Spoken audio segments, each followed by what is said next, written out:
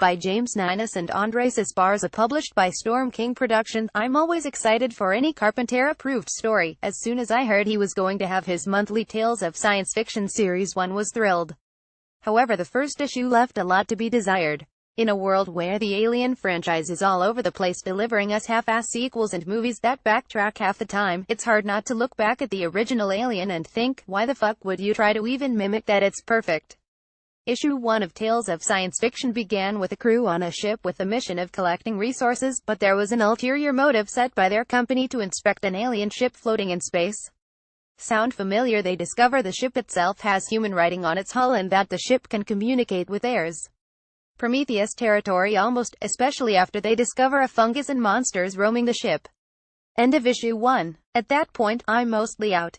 I've seen this Alien ripoff a dozen times because so many people use that formula. The formula can work in a film because you weren't waiting for that setup to pay off, but in comic book form, you're spending $2.99 to $3.99 for a book. You have a setup you've seen dozens of times and are expected to wait another month and spend another almost $5 to see what happens. Unfortunately for me, I didn't even get to read 2 but skipped to 3. I don't know what the hell happened in 2, but by 3 all hell has broken loose. One of the characters, William Wynn, tactics officer who's drawn pretty nefariously in the first issue, seems to be trying to get the ship to Earth with the fungus on it for the company. Ash from Alien, much our heroine, Captain Adamo, is trying her best to save everyone on the ship and learn the history of what brought the alien ship there with the fungus. The fungus apparently turns you into your most basic of forms, as the humans have become gorilla monsters and the aliens who brought the ship there turned into giant lizard men. There's enough cool stuff here to be a good payoff, but I still can't shake the similarities between it and Alien.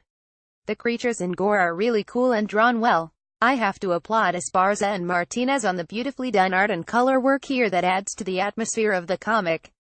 This issue, especially, the art pops at you with all the different types of creatures. The tension setup is pretty decent throughout the book, but I feel like I missed a lot with issue 2. Regardless, it just seems like an Alien Prometheus hybrid. I'll give it this, it's far more entertaining than those newer flicks could ever be and at least has some original ideas that are structured well.